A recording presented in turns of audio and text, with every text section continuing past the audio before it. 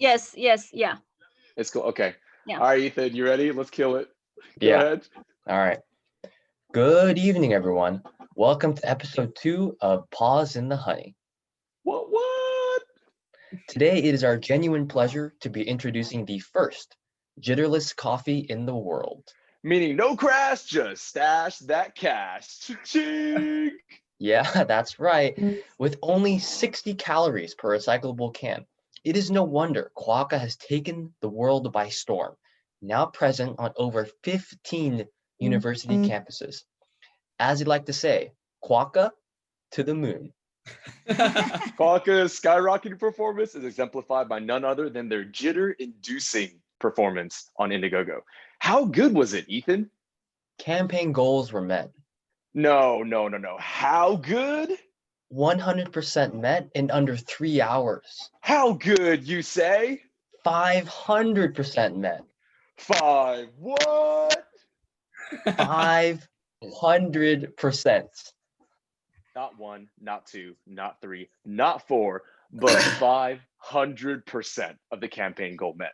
Ladies and gentlemen, this is Quokka, and here are their founders. Say hello, George and Ofek. What's up? You guys like that? That was awesome. That was really exciting. I have to say that is the best intro I think we have ever received. So thank you there. Couldn't disappoint, man. I was like, dude, I'm going to get these guys really good when they come on. We're going to do some sort of intro to hype them up. But man, it's great to see you guys. It's been months. I know. I think Ofek, you got a haircut. What's up? Oh no, I just said thank you so much for having us on. Yeah, I need a haircut. Absolutely, man. But I have not gotten a haircut since quarantine. Tell. Yes, I was gonna say, yeah, the locks are just starting to curl and getting a bit longer now. But it's really solid. Definitely. Okay, so guys, we're super excited to have Quokka here today. I hope you guys call all of that for the intros. They're super busy these days because they're launching they got really good funding from Indiegogo. Now they're getting ready to put all the coffee stuff together. Because of that, they have to leave at 5:30, which is why we are going to jump right into this. What do we miss on the intro? Do you guys want to give like a quick brief intro on Quokka? Yeah, we could give you a little bit about Quokka. We call it Quokka Brew, Quokka, but the actual right pronunciation in Australia is Quokka. So no, it's not your bad. It's kind of whatever is there. But yeah, I guess we'll give you a little bit about like kind of how we got started. And this really all started in 7th grade. Me and George met each other in middle school.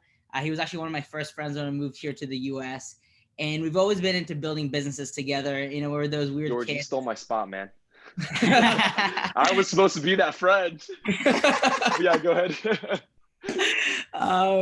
But yeah, so you know, and we had a few businesses together back in high school that we can touch upon later. But fast forward, began attending UC Berkeley together, and it was our junior year. We were studying for finals, you know, and like most college students, drinking a good amount of coffee. And that's when we realized we're feeling super jittery, shaky, and just anxious from the caffeine, as well as just totally crashing after a few hours. Yeah, so we kind of just like saw this problem and like kind of what Ofek talked about. Like we were always looking for problems and like for ways that we could solve them.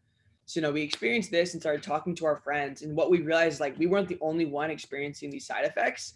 So like, okay, that's interesting. Started diving a little bit deeper into this and noticed that there was like a major like gap in the market. Like all the ready to drink coffees were just like super unhealthy, like loaded with sugars and calories. So we kind of put two and two together. Like, what if we created like a healthy jitterless coffee? And we always like joke around saying that was like the easiest part with coming up with the idea. Yeah. After that, it was several months of just research and development, speaking with as many chemists and food scientists as we possibly could.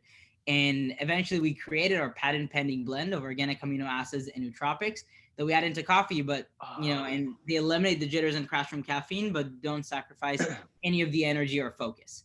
And when that was going well, it was basically the very next day we ran our double-blind study to show the efficacy and didn't wait. I think that's something like a really, I guess, a big advice, a big recurring theme that goes with me and George is we don't wait.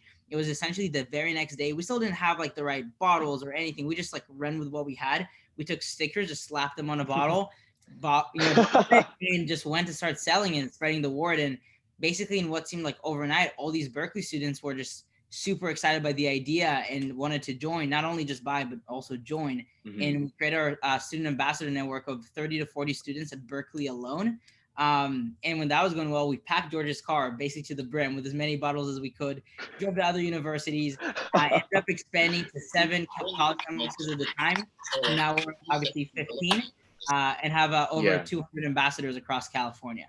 Yeah, so we essentially like, Oh man, that's so when we good. started at Berkeley, like, we just went down to Berkeley's like main plaza with just a table, a flag, and just some energy, and we Mhm. were just like passing out samples, getting the word out, and kind of like we saw it work at Berkeley, so we're like we just replicated it. So we basically had this model of going onto campuses, basically just going to like the main plaza where everyone kind of hangs out and walks through, and just Yes, kind of that's spreading the Sprout, for those word. of you who don't know.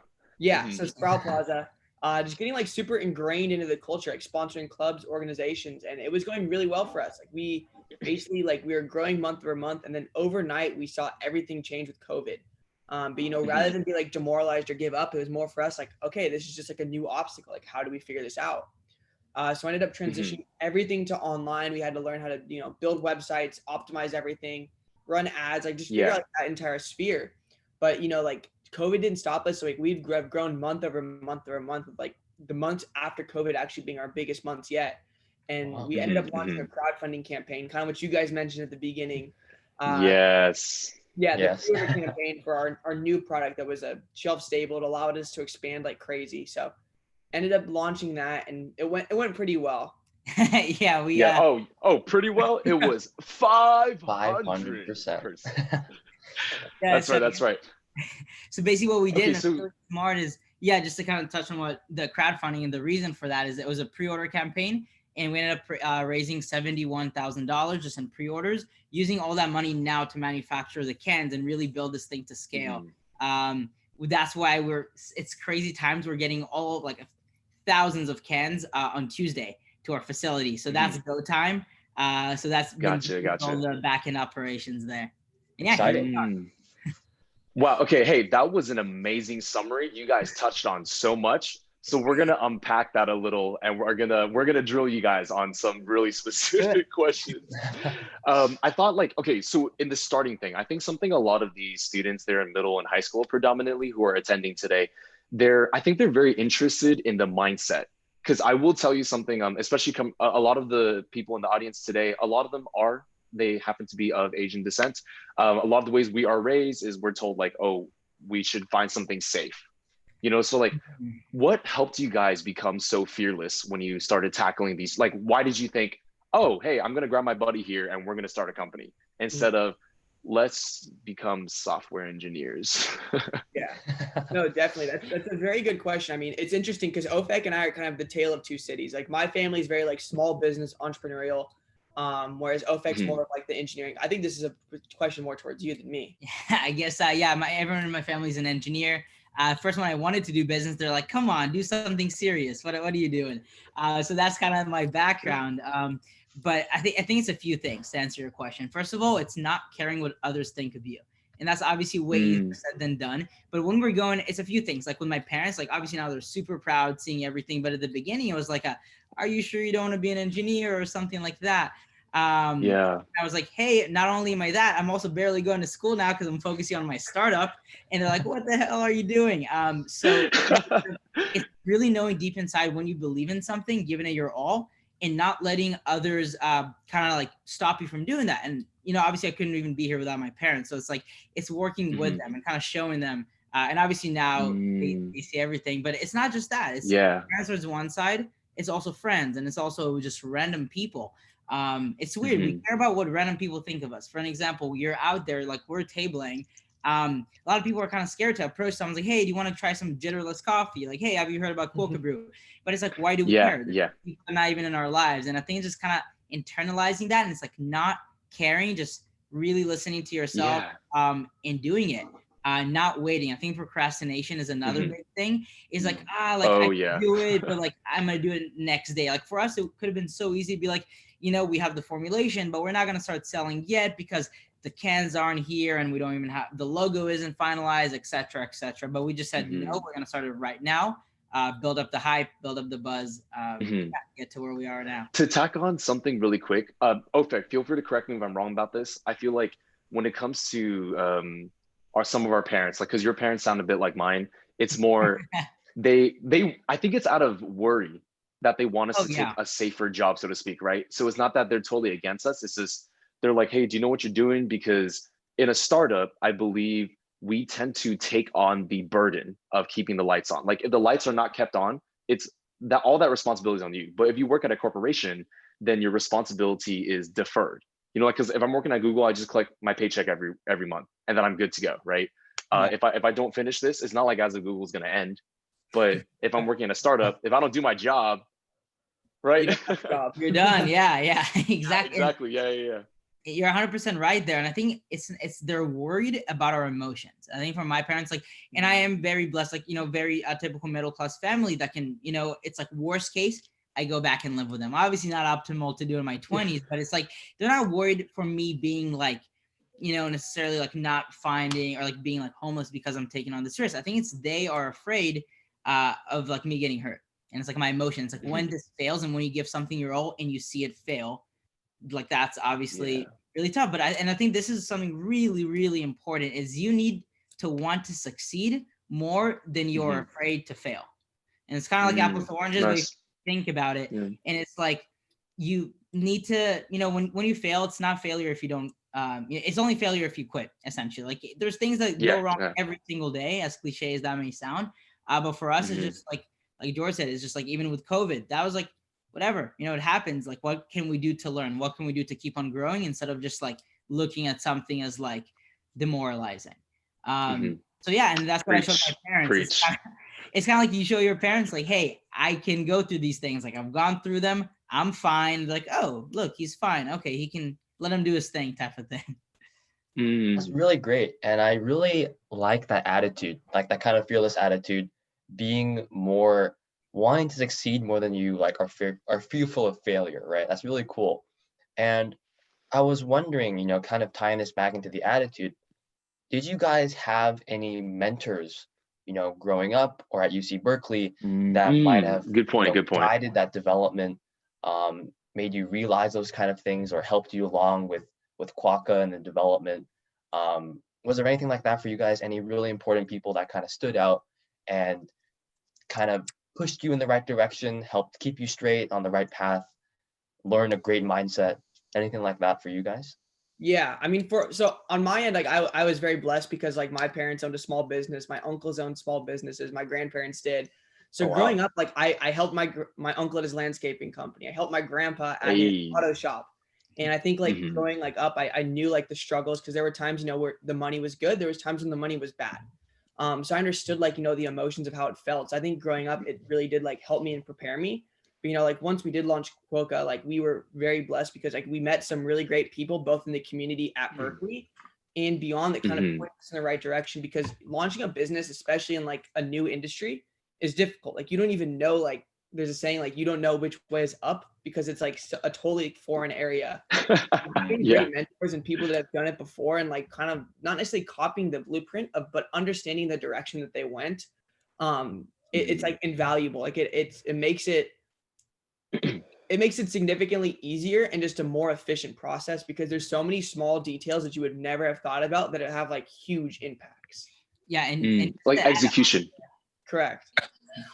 I wanted to add on to that. And this is actually something that George fully pioneered. He basically started doing this, which was incredible. Going on LinkedIn and just reaching out to successful people, because we realized we have mentors in specific areas, but there's that's why I heard from you guys. Thanks, man. Thanks, George. But basically, it's like you have those mentors, and we saw like they helped us pave the way, point out things that we didn't even think were problems. We're like, oh wow, we didn't even think of that. But then we're like, wait, there's so many other areas that we have no expertise in. So we really just like reached out to as many people as we could. And you'd be surprised. People are really willing to help. It's like, hey, I'm a young entrepreneur looking just for 10 minutes of your time.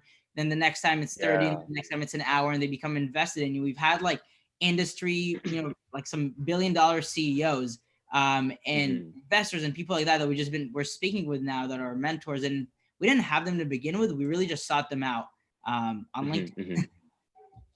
Man, it's great to hear you guys did a bit of mentorship. I was talking to one of my friends, and the way we try to quantify mentorship, I mean, in different, because mentorship comes in many different forms, but I think a way we can kind of like summarize it is a mentor's job is to make someone's failures not as bad. Like you still got to let people fail because they'll get better, right? They learn from their failures, but you want to make it where the failure isn't that bad. They can still climb back up. I feel like that's kind of what a mentor in essence sort of does for people. Yeah. It's a weird definition. They help you kind of avoid the potholes, like the things you're going to step on, the things you trip on, like, hey, look out for this thing that you probably would have never thought about. That's what's been so helpful for us, especially like where there's times where like mistakes could like seriously impact the business that we were able to avoid because of the people that have they made the failures for us in a way. Yeah. I think that I would say, and it's like, it's obviously really nice to also have mentors at the beginning, but when we first started out for like the first, maybe half a year, we didn't really have any mentors. It was just us, just blindly trying to, go forward. We made a lot of progress, and it's like a mentor comes in handy, I think, when the business is bigger and like George said, mistakes are more costly. But at the beginning, like, don't wait, just go out there, do it. You don't need a mentor by any means. Yeah, exactly. It's just helpful in the future. Yeah, that's amazing. And maybe I'll add you guys on LinkedIn too. Who knows? Reach out to successful people. Yeah, and I know you talked extensively about pitching your ideas on Sproul Plaza, kind of just sending out to everybody and putting together the business plan as a whole. Was there anyone so when you guys had this idea, like, wow, let's make this jitterless healthy coffee, you talked about it amongst yourselves, and then who were the first people that you thought you would kind of ask, is this a good idea? Were it your friends, or was it like family, or was it one of those mentors? Or no, you didn't have any, but at that time. But who'd you reach out to first to kind of get the vibe check on your idea? It was basically everyone, like as soon as we had the idea, and we were just like, for us, and I'm not sure why, maybe we both just felt this problem our entire lives of jitter, the jitters, the crash, the anxiety from caffeine. But it was just like, this is an amazing idea. Like if we can somehow execute it, this could be insane. So we started asking everyone. It was like our friends, our families, and we saw that everyone was feeling the same way, but we weren't scared. It wasn't like specifically like, who do you ask? It's just like, you have an idea, go for it. Ask your friends, ask their friends, ask anyone around you. It's about asking in the right way too. That's like one of the things that we realize is like, if you ask your friend like, hey man, I want to do this a lot, it's like they're going to give you a biased answer. So what we learned is like how to ask questions in a biased way to get like, there's a book called The Mom Test. It's about how to ask a question to your mom to get an honest answer about a business idea. And we kind of took that theory and applied it to this when we were validating the idea. Can you expand on that? That sounds really interesting. Like, how do you ask someone to get it because I'm just thinking, if someone goes, hey, am I fat? I'll be like, no matter what you look like. No. That's so I'm curious. Question, but in the book, it talks about like, if you go to your mom and say, hey mom, I've been working on this for the last 6 months. It's been my idea. Like, do you like it? Your mom's not gonna say like, no, honey, I think that's a bad idea. Yeah. Like one of the examples he uses in the book is like, if it's a cooking app or you want to do a cooking app, you ask your mom like, hey mom, when was the last time you bought a cooking book? It's like, oh, I haven't bought one. It's like, oh, why don't you buy them? And she's like, oh, they're annoying to go to the store. It's like, would you use an app that would do that? And she's like, oh yeah, like I think that'd be definitely interesting. I don't know if I would use it, but it's like you're able that's smart. And it's kind of I would just research the book. It's good. Yeah. Wait, one more time. What did you say was the name of the book again? It's called The Mom Test. The Mom Test. Okay. Yes. In case anyone's interested, I put it in chat in case anyone's. I like that. Yeah, because sometimes it's hard to. My example was trash, but in reality, sometimes you want to get real feedback, right? And you don't want someone to just go, "Oh, I'm your buddy. Like I'm a yes man. I'll just say yes to whatever you want to do." So that's really, really cool. What about, okay, so this is something else that I've always been very curious about because it seems really scary to do an elevator pitch. Have you guys had to do that yet to any investors or any people yet? Yeah. And something that I'm noticing is like, in Berkeley business school and all those things like, oh, make an elevator pitch in front of the entire class, like do this, do a presentation. It's always like super scary and like you're nervous, but it's like with Quokka, we've never felt that. It's like, cause you live and breathe, like, breathe the brand. That's all that you're doing every day, all day. Elevator pitch is just like, I'm just going to be honest. I'm just going to talk about it. It's not hard by any means. Especially with investors and stuff like that. It's just like, we're just casual. We also made our mistakes like on Sproul. Like when we were like giving out samples on Sproul, you'd have to catch somebody's interest in like 10 seconds. So it's figuring out like, do they care about like the jitters aspect, or is it like the low calorie or the low sugar? So you're able to kind of figure it out. Like that's why like going in front of people and just like rapid testing with a bunch of people, it just makes it so much faster. Yeah. And It's I still the kind of experience practice. Oh, sorry. No, go ahead. That was all I was gonna say. Yeah, I kind of like the ideas you've been pitching up here for like the past answers to a couple questions because, this talk show, Paws and the Honey, is sponsored by Able to Shine, which is a company that teaches soft skills and public speaking and explains the Yeah. importance of those things. And a lot of your answers have been related to how you talk to people and how you pitch an idea in the right And the way. confidence. And the confidence, right? too. Fearless Yeah. mindset. So I wanted to ask you guys, did you ever train public speaking? Do you think public speaking is very important? And how has public speaking helped you guys in your particular journey, in your entrepreneurship journey? Yeah. So I don't think Ofek or I had any, well, I know I didn't have any formal training in public speaking. I think it is definitely as important, and it kind of is the perception that people see of you, like when you speak in public, and really to anybody. So I think that what I've learned from it with Quokka is just trying it and doing it as many times. Cause like, even when I first started was talking on the phone, like to people, like I was never good at speaking, but it's just like, I've done it so many times. I've spoken to so many different people. It's the practice. It's seriously it's just a practice thing, and it's also intentional because you have to want to get better. Yeah, and add to that, and this is more of like the beginner, like the very beginning. It's I never had a formal training like George, but I would always research things on Google and YouTube and stuff like that. But what I realized is it doesn't matter how many things you learn, if you're insanely nervous at the moment, you're not going to execute anything. You're actually going to do worse than you would just talk casually. So the number one thing is trying to change the paradigm there. And it's not to think like, oh, what skills can I add on? What is like a really tough word I can now say to make myself look smart? It's not really stuff like that. It's just kind of like understanding like that the fear has there's no valid reason to be afraid of anything like that. Like you're just living life, just do it. It's treat it like in any other normal thing. And that's where practice comes in. What George said, you do it so many times, it does just feel normal. So you don't get nervous. Exactly. Normalize. One of the best ways to get over fear is to normalize it. If you keep on doing it, you put yourself out there. Practice. We like to say practice doesn't make perfect. It builds a habit. That's something we like to say. Yeah. More Even accurate. when we were first on Sprout, like giving out samples, like it wasn't like we were, these like well-oiled machines. Like we were scared out there. Like we were very nervous. Like, this was our first time doing it. Like, we had the courage to go out there, but it definitely like was scary when we were first like talking to those first people. Yes. And to put this all in perspective. Oh, sorry. Go ahead. Go ahead, George. Like, we're human too. We're humans too. Like we still like, have fear. Like we still have like nervousness. Yeah. It's more of just like saying like, I get it. I feel this. I'm going to go past it though.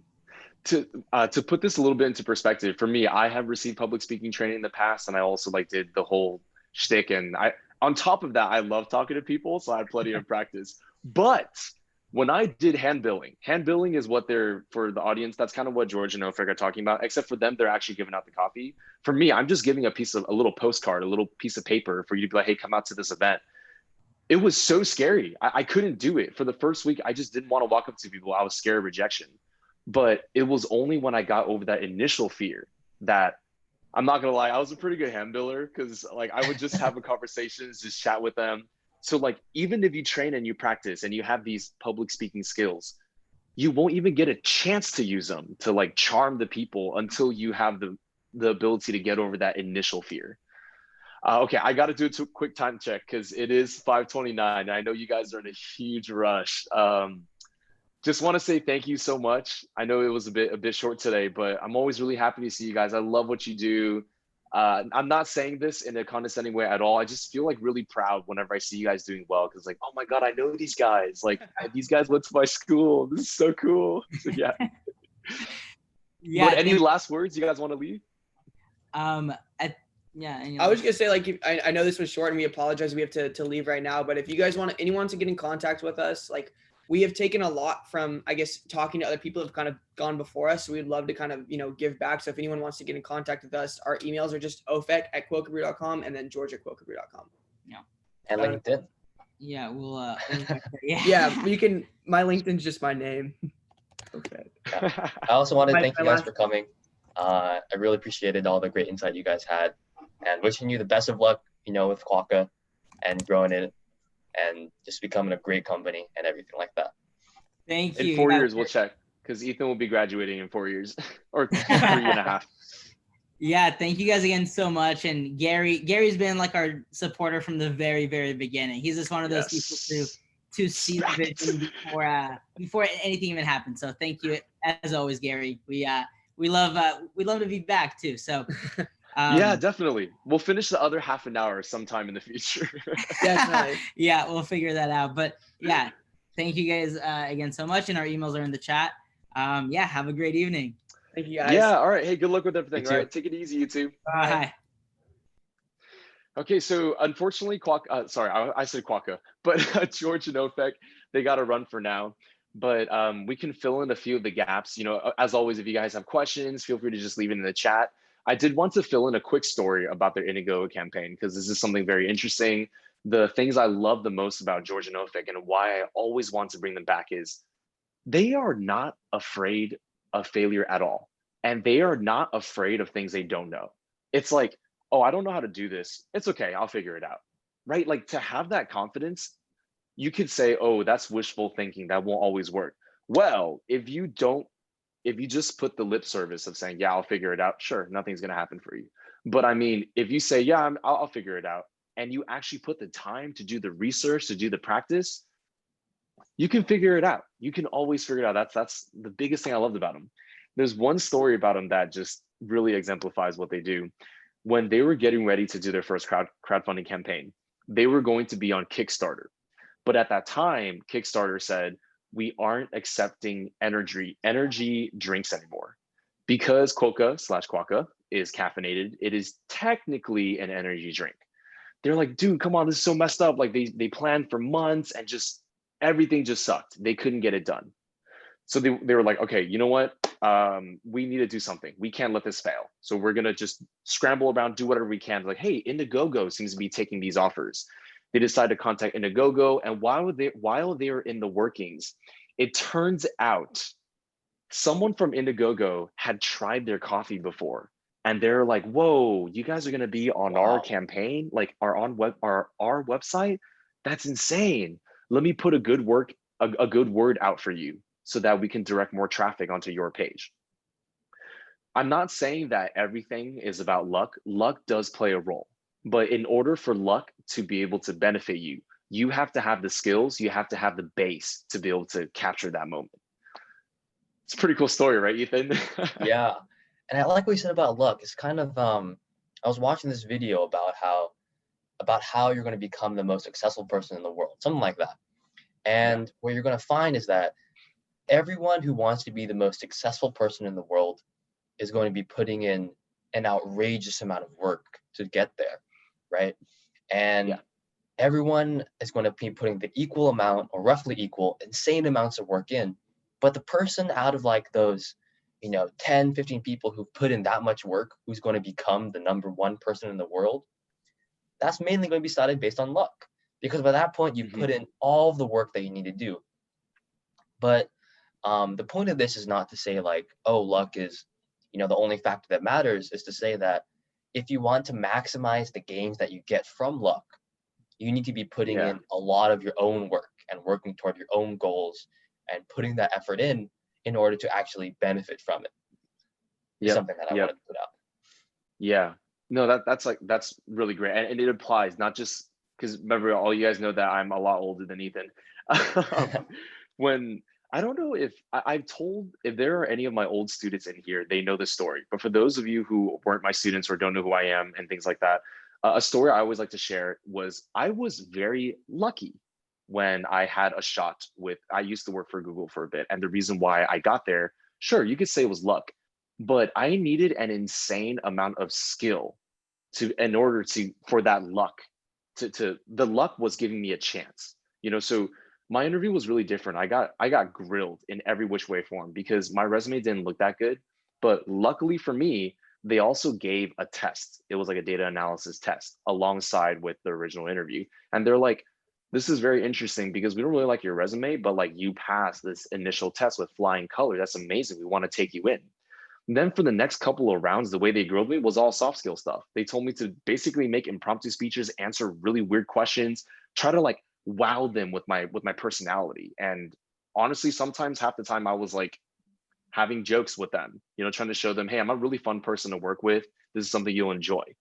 Those are the intangible skills we talk about that will get you so far.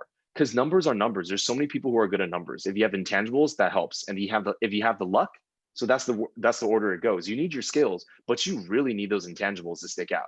And then sprinkle a little bit of luck, you're good to go. Yeah. Yeah. I guess Very well last thing I said. want to close off about Quokka before we actually have a different segment, since we kind of planned. Luckily, we found out they might not be here for the longest, so we have something cool in store for all of you. But the last thing I want to say is, yes, I do love Quokka Brew. I think those guys are great. I love what they do. I am of sorts part-time owner, kind of. Yeah, because Yes. I did contribute to them when they were building out their business. That's why they keep on saying I've been there since day one. For this, I wanted to mention I am getting a lot of cans of Quokka that delivered to me in December. That being said, another thing I did also want to mention was I am very happy we wanted to do a bit of a raffle / giveaway for these cans of this Jitterless coffee. It's really good. It's very unique, and you guys can try it out. It definitely works. It doesn't give you the jitters. If you want to have a chance to earn some of these cans, we are asking for you guys to please email us, which we will put the email. It's hotline.pawsinthehoney@gmail.com. If you guys could email us just to start a conversation, tell us about your day, tell us what you're about, or even just to give us some feedback on what you'd like to hear more of, what you want to hear less of, we would be really appreciative of that. If you could do that, we'd add your email into a little, let's call it a virtual lottery pot, and then we'll pick out some winners. And if you win, you'll get 20 cans of Quokka Brew. Addition to that is you'll get a visit from me. So that'll be pretty cool. I'll roll up and drop off. As long as you're within the Bay Area. If you're not, we'll figure something out. That's the real prize right there. Oh yeah, you know. Okay, so let's go on to section 2. You want to tell them a little bit about section 2 that we have planned, Ethan? Yeah, sure. So now that we've kind of had a great real life case example of how the right mindset and the right soft skills can propel you to success in your entrepreneurship life. And that's really cool. And what we also want to do is, now that we've seen that kind of case study, that kind of slice of life, we want to look at something more applicable to you guys, which is taking a look at maybe one or two of you and looking at your case study and seeing how can we give you advice or put you in the right direction, kind of, so that you can develop your life and be successful in the future. So you have this entrepreneurship case study where you look at how the right mindset really helps, the right soft skills really help. And then we want to also take a look at you guys, how, middle school, high schoolers, you're mainly looking toward college, right? As like that metric of success, which is debatable, but you're looking toward college. And you want to figure out how you're going to get into the best college and have the most opportunity. So we're going to be taking a look at some of your guys' resumes and some of your guys' not resumes, but your life stories. Yeah. Thank you. Yeah. And we're going to be giving you guys. The other reason we're doing this is because last month when we had our first episode, a lot of people like, okay, cool, we heard your guys' story. How can we use it for us? It was very hard to answer this. I actually did talk to the team. I spoke to some of you about this. I hope I explained it somewhat clearly. I was telling you how each story, the goal is you want to stick out from someone else, right? You want to be different from others. If we just tell you exactly what to do, you won't be different from others because there's a bunch of other people in the call and possibly other people who hear our stories, right? So I'll give you a very easy example is right now. If people, a very common thing is everyone likes to say, they like to talk about how they're underprivileged, right? They talk about how they're underprivileged and how they had to go through hardship in order to get better. That can be true, and that is a really great story. However, I will also say at the same time, that story could be a little bit contrived because so many people talk about that. So ironically, if you really want to be different, please not everybody do this, but if you really want to be different, as a very broad answer for what you could write your essay about.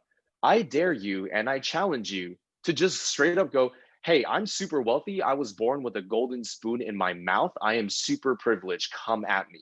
And if you can find a way to twist this story such that you don't just sound like someone spoiled, you sound like someone who's learned plenty, that would be really unique because not Right. many people dare to write about that. You know, if you look at why Ethan's story is so unique, Ethan does talk about hardship, right? I don't think that many people are going to be willing to tear open, to like tear open and reveal their weakest moments for everyone to see. And Ethan was willing to write about something so personal to him. I don't know if all of you can copy the exact same thing, right? But nonetheless, those are disclaimers. I did hear there are a few people who have stories they can share with us. Their names start with M, E, G, and J. Who would like to go first? This moment of silence is always so great. I always look forward to this. Are any of them here? I see some of them. Oh no, I see one. I see two. I see two, Wow. yes. I see two. I don't want to pick on one of them. I feel like that's a little mean. Would anyone like to volunteer? Because I don't want to call you out. Do I need to talk about like Yeah, my story or? There she is. What's up, Gracie? Okay, hey, those of you who Hello. don't know Gracie, Gracie is a mad artist and she is so good at drawing. For those of you who are on WeChat, check out the WeChat channel. This is like free advertising. Check out the WeChat channel. We recently released a song on Thanksgiving, which is called A Father's Poem. All the art that you see in there was drawn by Gracie. So if you're curious how good she is, that's how good she is. Wow. But Gracie, are you okay to turn on your camera?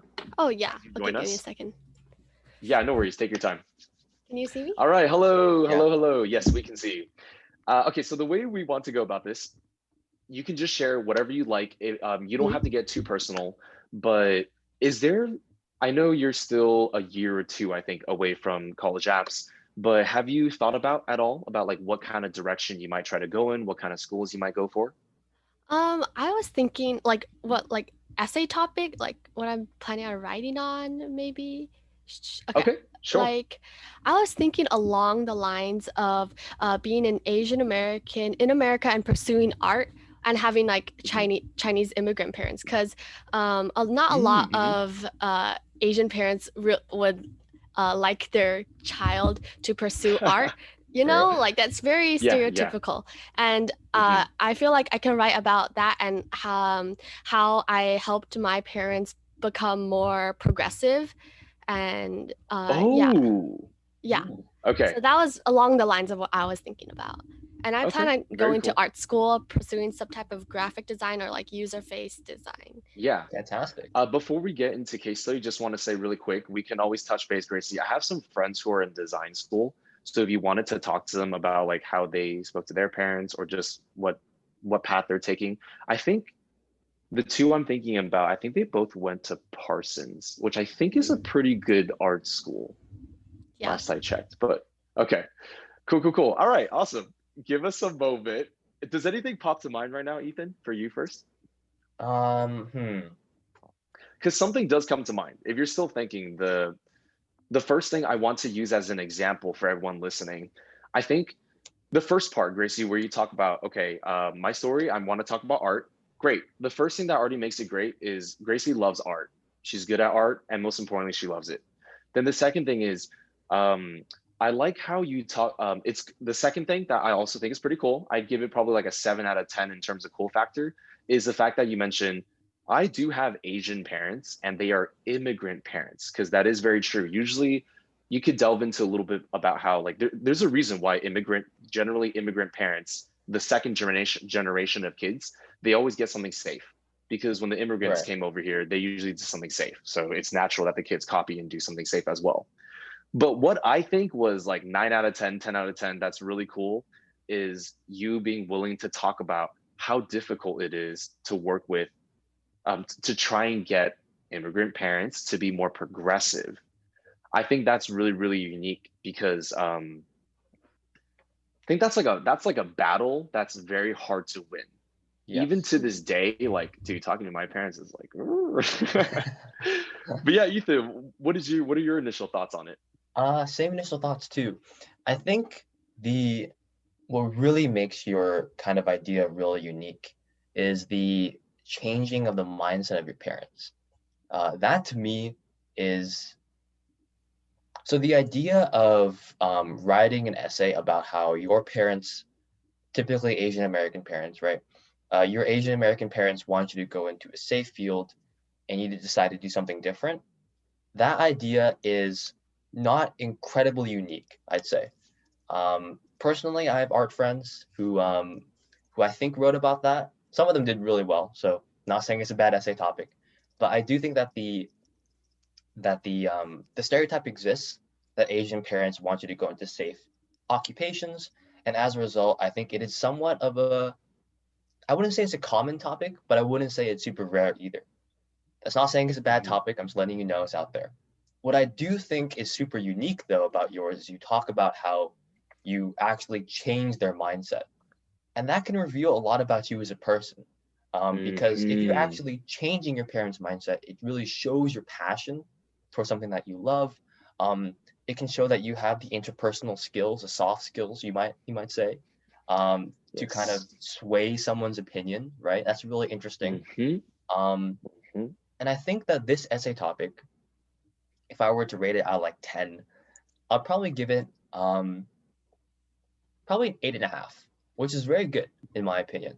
And what really comes, I think an 8.5 out of 10 is like that means that you can run with it and you can get into good colleges. But now the question is, now that you have this topic, how are you going to put into execution? And writing it in a compelling way is very, very difficult, super, super hard. Yeah. Um, but beyond that, you also have to link it to some kind of concrete detail. And what I Hmm. mean by that is that it's super nice to write an essay about how you've grown, for example, as a person. But unless you have concrete achievements, for example, or things that you've done that really show off to the college that, you know, hey, I've grown as a person, here's my proof of that, right? Instead of just words on a paper. That kind of stuff will really boost your essay to the next level. Um, Mm-hmm. so yeah. Yeah, yeah.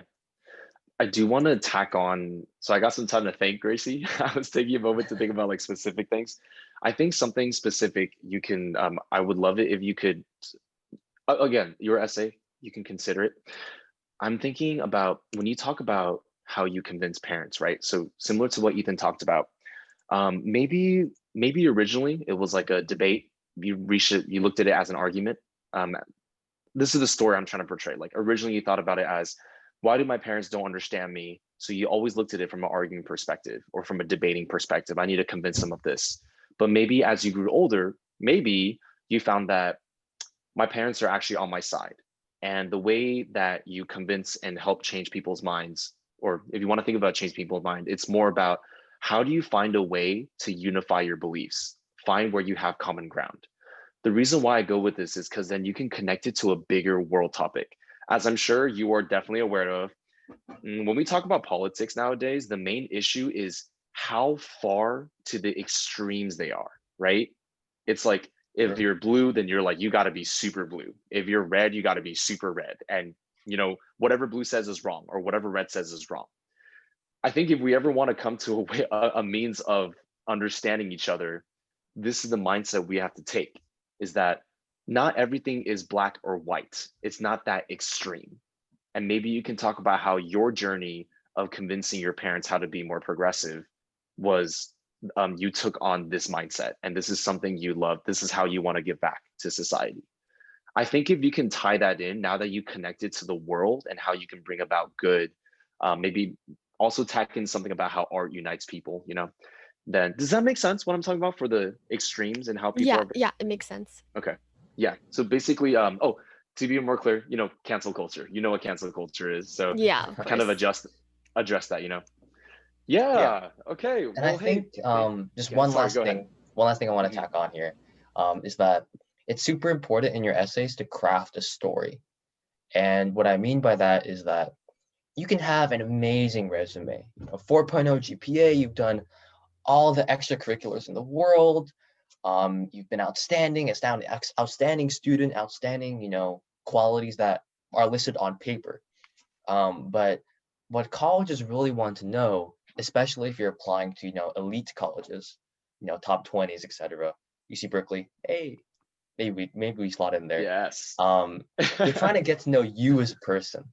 And what's going to happen, at least from my, very limited knowledge of these kind of admission committees, is that one person will be assigned to read maybe like 30 different applications, maybe 40, because there's just so many. And that one person will have to select maybe two, maybe three that they really believe in. And then they bring that to a meeting with all the other admissions officers, and they discuss, okay, let's pitch the ideas of the people that we really like. So what you're looking for here is you want to find a way to differentiate yourself, so that person who's reading your application out of a sea of like the 30, 40 applications assigned to them that day will think, wow, this person is unique. They have an amazing, compelling story that really makes me believe in them as a student. And then once you have that journey down, that story down, then they're going to fight for you. So when they're in that meeting with the other admissions officers, like, okay, we've all brought 2 to 3 people that we really believe in. Out of like the 30 people total, we're only going to admit 5, let's say, as an example. You want to have your admissions officer really fight for you then. Because like, okay, look, Gracie has an amazing story, amazing passion. I really believe she'll succeed at this school. And here's her beautiful essay that really demonstrates that, all of her qualities, et cetera, et cetera. So finding a journey, finding a story that you can really tell, I think is super, super important. But yeah, just wanted to add that on real quick. Just want to emphasize it. It shouldn't be just listing your achievements in the essay form. It should be actually, explaining who you are in some sense and kind of writing a story. Yeah. Thanks for sharing that with us, Gracie. Well, I'm Yep. looking forward to maybe someday hearing about your essay. Okay. Okay, Thank you. yeah, no problem. With the little amount of time we have left, I know there's at least one more person who has some stuff prepared. So I'll keep an eye out in chat to see if we have any questions we can answer. But I know my dude, Justin, is here on the call. And Justin, if you're okay with unmuting hey, there's Justin. There he is. So Justin, are you cool with, I guess, again, same rough question. Have you thought anything about what you want to do in the future, or I guess what you may want to write about, or you want to just tell us about your life a little bit? Either way is cool. Yeah. I want to go into music, and I've been playing guitar and singing for a few years now. Yes, you have. Yes, you have. By the way, Ethan, I know Justin personally. Justin is just awesome. He's super tall. He's a really good looking dude. He's great at guitar. Wow. Loves singing. Great at singing. He's just got it all. He has nice hair. Very talented guy. I see. Everyone thinks that, Justin. Okay. Great. Let's see. Justin, can you tell us maybe, because this one I think is a little bit broader for us. I guess, how did you get interested in music? Like, what do you like about music? Did you want to be a writer, songwriter, lyrics writer, or I'm not sure what it's called. I'm going for like songwriter, artist. Okay. My parents are actually really supportive. They put me into music when I was like 4, I think. I was doing percussion. Wow. Yeah. That happened for a few years, and then I kind of got bored, and guitar just like came into my mind, I guess. It always seemed fun. Yes. And like so then I just told them I wanted to play guitar, and then they got me a class, and yeah. Wow, your parents are awesome. Yeah, wow, that's nuts. Yeah, that is nuts, man. Okay. Wait, I love this though, because this is very different, right? Because normally, like you pretty much said yourself, Justin, usually when you're in the households around this lovely Bay Area, it's very tough to get parents to support something different. Justin, have you ever thought about, I guess, for example, have you ever spent time thinking about why it is you aren't as interested in a traditional, let's call it a traditional path? Yeah. I don't know. It just seems kind of boring. I mean, Okay. I guess it's not that like I'm interested in something not traditional. It's just what I'm interested happens to be not traditional. Right. Gotcha. Okay, very cool. I like that. So it's more the mindset that you adopted was more, okay, I'm just gonna do what I like, and what I like happens to be this, right? Uh-huh. Okay, okay. That's good. The first thing I can think of immediately, Justin, is I actually think it would be really cool if, let's say, because I know you're taking like 8 or 9 classes right now, which I still think is insane. Wow, he's Um, nuts. yeah, dude. So with your classes, I guess if you could just to just a consideration, because I think this might help build a story. For example, if you delve a little bit deeper into like what we call a traditional thing, and if you find discoveries, like for example, if people ask me like, hey, why are you working in education, because that isn't like that traditional, um, it gives me a chance to explain a lot of misconceptions about the education industry. In addition to that, it also gives me a chance to explain not everything that we do in life. I have that kid in me who believes I can have my cake and eat it too, and I want to keep that mindset. So like for example, I'm just thinking like when you talk about music, you don't just talk about how you came across the music, but if you can maybe explain why you chose to be one who's like, I follow what I like. That's what everyone does, right? Everyone goes, what do I like to do? That's going to be my job. And then from there, it becomes, wait a minute, but what I like is also what other people may not look at as traditional. But why does that not phase me? Feel like that could be something cool to delve into. I haven't really thought about that. But, I No, mean, no worries, no worries, Justin. if it's Just gonna be good. something I'm gonna be doing for the rest of my life, I mean, I want it to be something I want or I like, right? Yeah. Yeah. Since you keep everything so simple, it's also cool if in the future you decide to write an essay about it, why you say everyone overthinks things. This is why you should keep it simple. Right? That's Yeah. kind of different. Yeah. That's kind of cool. What do you think, Ethan?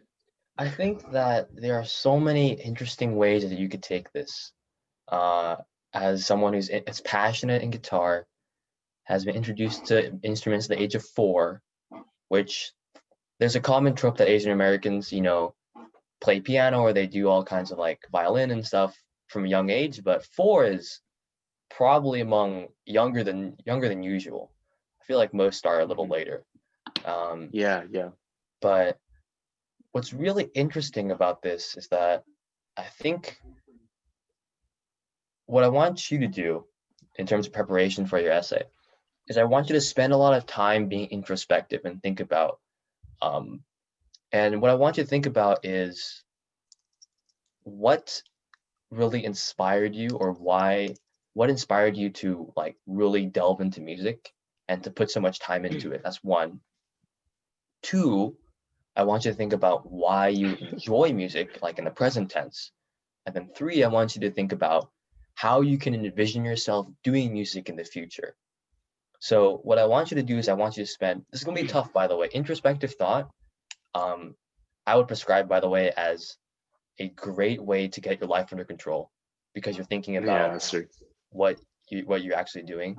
Um, but I want you to think about your music, your talent in music, your love for music, and how the past of your music, the present of your music, and the future of your music that you can think of that you really want. Think about those feelings.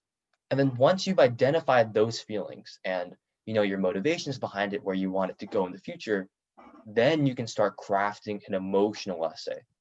And like how I mentioned to Gracie, what you're really writing is a story, right?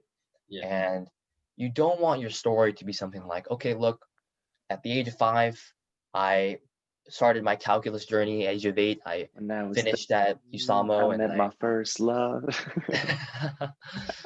and then when I was a senior, I won, national math competitions. Like that's great, right? But and I'll get you accepted to maybe like some moderate level colleges because they're just wowed by the level of achievement. But if you're going for those elite level colleges, which I encourage you to do so, because that's just shooting for the stars, right? Yeah. They're looking for more than just your resume. They're looking for actual emotion. And once you've identified and really spent the time thinking about, okay, how has this really impacted me throughout my life, past to future, then you can start writing an emotional essay. So you're not writing an essay that's super like whiny. I don't mean emotional in the sense like, oh my God, I'm crying and I'm whining. I don't mean that kind of emotional. I mean emotional in that sense that you're revealing a part of yourself that's honest and true. And when people read about something like that, it really impacts them.